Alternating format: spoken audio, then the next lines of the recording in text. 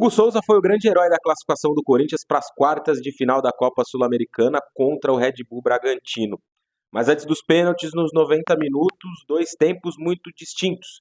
E nesse vídeo a gente vai olhar para as virtudes do Corinthians no primeiro tempo e os problemas do time de Ramon Dias na etapa final. Por isso que a gente já está com o campinho na tela para mostrar as duas formações iniciais e, obviamente, desenrolar um pouco aqui da análise tática do que foi esse confronto em Itaquera. Vitória do Bragantino no tempo normal e classificação do Corinthians. Bom, de início, o Corinthians mais uma vez com um sistema de 3 zagueiros. A gente tem visto muitas vezes, né, o Ramon Dias optar por essa formação. Uma linha de 3 no meio campo, com o Igor Coronado sendo um terceiro homem ao lado do Rian e do Chaves. Né? Quando a escalação saiu, a gente até imaginava que ele poderia ser uma dupla do Garro, mas não foi isso. O Coronado foi um terceiro homem de meio campo ao lado do Rian e do Charles, com o Garro sendo uma espécie de um segundo atacante mais perto do Giovani. Giovani de mais imposição física, um cara para duelar com os defensores do Bragantino. Que precisando reverter o resultado, veio também com uma linha de 3, né, com o Douglas Mendes, o Emerson Santos e também o Luan Cândido, e muitos atacantes do meio para frente. Então dá para a gente contabilizar aqui o Vitinho como um atacante pelo lado, jogando como um ala pela esquerda, Sacha, Thiago Borbas, o John é um meia atacante, o Lincoln é um meia armador também, muito próximo de ser mais um jogador de ataque, Natan um lateral na outra ala, e o Lucas Evangelista sendo esse primeiro homem à frente da defesa. Bom, primeiro tempo de muito domínio e controle do Corinthians teve alguns aspectos importantes. Primeiro deles, uma marcação muito bem encaixada. O Corinthians teve uma capacidade de pressionar muito grande o Bragantino. E a gente vai até dar uma olhada para algumas imagens do jogo que vão ilustrar um pouco isso, né? O Corinthians trabalhando muito para encurtar espaço, para pressionar o jogador, ou que tivesse a bola, ou que fosse uma opção de passe, né? Como o Lincoln nesse lance. Nessa outra jogada, a gente observa uma saída do Bragantino completamente encaixotada, sem a possibilidade do time conseguir sair jogando.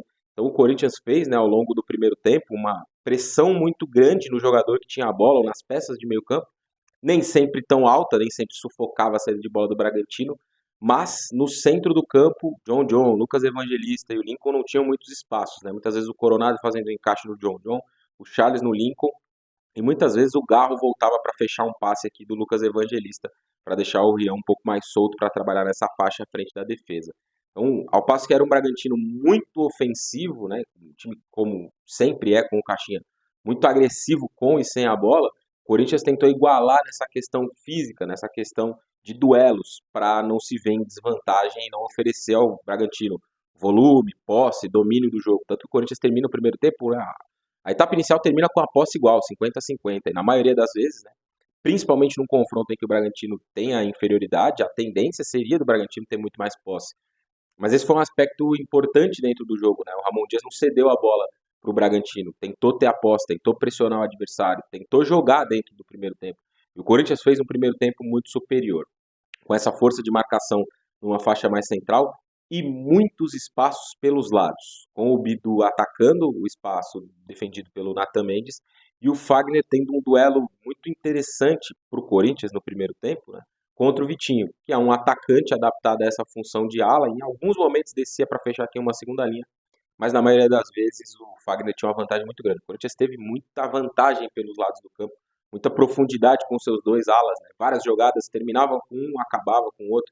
A gente tem, inclusive, alguns lances também para falar um pouco sobre esse aspecto especificamente, né? E de como o Bragantino foi frágil na marcação. Esse lance ilustra um pouco isso, né? O Corinthians tem uma saída de lateral, a bola entra no Garro, e veja como o Coronado está completamente livre atrás da linha de meio campo, para receber uma bola e girar com uma vantagem muito grande. E aí do outro lado, lá em cima, você tem um Bidu passando com uma opção de passe para um cruzamento, de passe para uma finalização. O Corinthians teve muita vantagem com o Bidu de um lado e com o Fagner do outro, né? Esse outro lance ilustra, não com o Fagner, mas com o Charles, essa questão específica do espaço que o Bragantino ofereceu muito grande para o Corinthians, nesse espaço pelos lados do campo, né? O Bragantino defendeu muito mal esse setor pelo lado e numa faixa um pouco mais central. Um outro lance que o Fagner tem uma superioridade muito grande em relação ao Vitinho, né? O Vitinho fica, o Fagner vai embora, e aí tem um espaço muito grande para poder produzir a jogada. Teve até um lance que começa num cruzamento do Fagner e termina numa finalização do Bidu do outro lado. Então, proteger esse espaço à frente da defesa, só com o Lucas Evangelista muitas vezes foi uma questão, e com laterais muito agudos, né, muito agressivos também, porque em diversos momentos do jogo, o Fagner e o Bidu se apresentavam numa situação de 1 para 1, ou até mesmo sozinhos, para fazer um cruzamento, tentar uma finalização. Isso foi parte do espaço muito grande que o Bragantino cedeu e que o Corinthians aproveitou, como foi o lance do gol, por exemplo, né? Se a gente olha para o início da jogada no gol, perceba que o Coronado recebe a bola pelo lado e olha o espaço que o Garro tem para receber a bola e, consequentemente, fazer a finalização e fazer o gol. Um jogador com a precisão que o Garro tem nessas finalizações de média distância, né, e a qualidade que ele tem para bater na bola também, não pode, em momento algum, ter uma liberdade como essa dentro do jogo, né?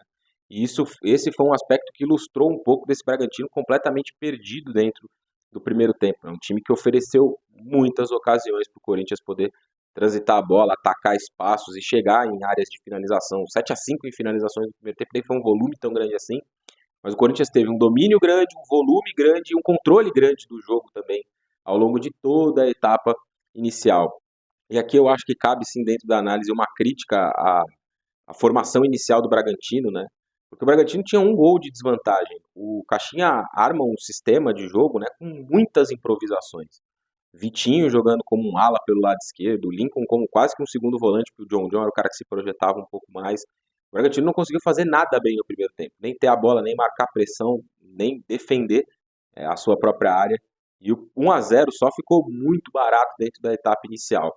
Quem assistiu o jogo, eu estava na Neoquímica Arena, não consegui gravar o vídeo de lá do estádio, né, por uma questão de estrutura, mas quem viu o jogo, né, de perto, que foi o meu caso, não conseguia imaginar por onde o Bragantino conseguiria reagir dentro daquele segundo tempo. Um pouco do que tentou o Caixinha e que funcionou dentro da etapa final, né, que é praticamente uma outra análise do jogo, foram as mudanças iniciais. Então ele volta do intervalo sem o Lincoln, adianta um pouco o Lucas Evangelista e tem o Sacha, o Jadson, perdão, à frente da defesa, como um cara com mais capacidade de fazer essa cobertura, de pressionar o adversário, de desarmar, muitas vezes de fazer uma falta quando fosse necessário. E o Mosqueira também na vaga do Nathan Mendes, né, para tentar oferecer mais agressividade dentro desse lado do campo. O Bragantino melhora, né, com alguns aspectos. Como eu disse, essa mudança do Jadson para ser o primeiro homem, oferecendo uma cobertura de mais qualidade, o fato de empurrar o Lucas Evangelista um pouco mais para frente. E tem um outro cenário dentro do jogo que favoreceu muito o Bragantino também, que foram as conexões que o Sacha conseguiu fazer. O Sacha fez um muito bom segundo tempo, se mexendo muito nesse espaço. Na etapa inicial estava um pouco preso, talvez sem entender muito a dinâmica proposta, mas no segundo tempo, ajustes que também podem ter vindo através de conversas, né, fizeram com que o Sacha conseguisse entrar no jogo de uma forma mais eficaz, né. E aí o Bragantino teve um domínio muito grande e passou a empurrar o Corinthians para trás. Com a ordem desse duelo pelo lado direito, por exemplo, se invertendo, né, no primeiro tempo o Fagner teve muita vantagem diante do Vitinho. No segundo, o Bragantino criou muitas situações para que o Vitinho tivesse 1 para 1 contra o Fagner, e aí ele levaria vantagem, obviamente, né? Então a gente tem até umas imagens para falar um pouco sobre.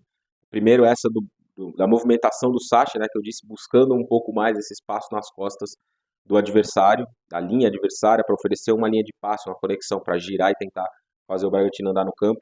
E aqui outra imagem do Vitinho, né, muito mais ativo no jogo, com esse 1 para 1 contra o Fagner, que foi fundamental dentro dessa recuperação do Bragantino, que com o passar do tempo vai cada vez mais empurrando o Corinthians para trás.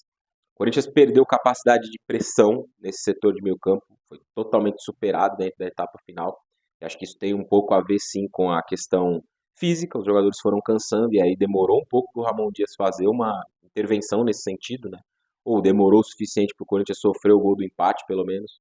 Ele vai fazer essas mudanças só depois disso. Antes dessas mudanças iniciais, né, o Bragantino vem para o segundo tempo com uma pressão muito grande, vai empurrando o Corinthians para trás, vai começando a ter volume de jogo, se não empilhar oportunidades em um primeiro momento, ter muito volume, depois o Hugo começa a trabalhar bastante, mas já numa reta mais final, o Caixinha faz outras duas mudanças ainda mais agressivas, né?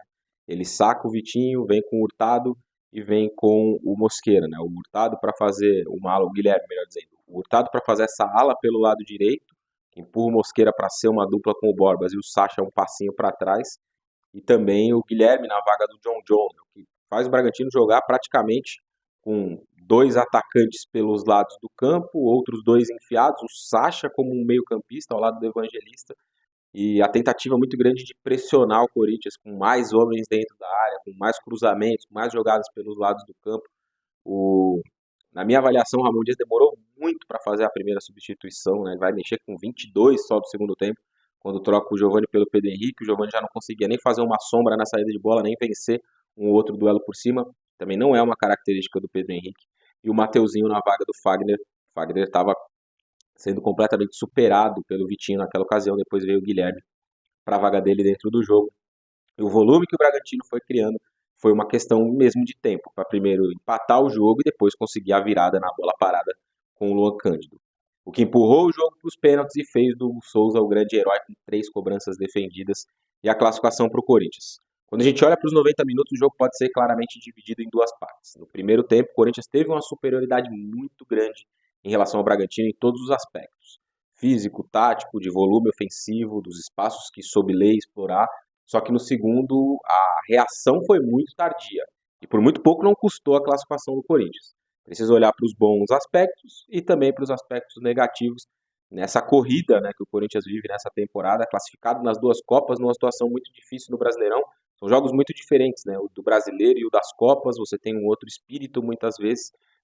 E o Corinthians vai correndo, né, dentro dessa temporada com mais uma troca de trabalho, jogadores chegando, se adaptando ao modelo de jogo, outros que são importantes se lesionando, ficando de fora. Não é um cenário favorável para o trabalho do Ramon Dias, mas em vários momentos, né, o trabalho mostra um avanço importante em relação ao que foi feito até aqui dentro dessa temporada. O calendário muito inchado para o Corinthians, é óbvio, vai ser uma questão para a gente observar do ponto de vista do desenvolvimento do time dentro dessas próximas semanas.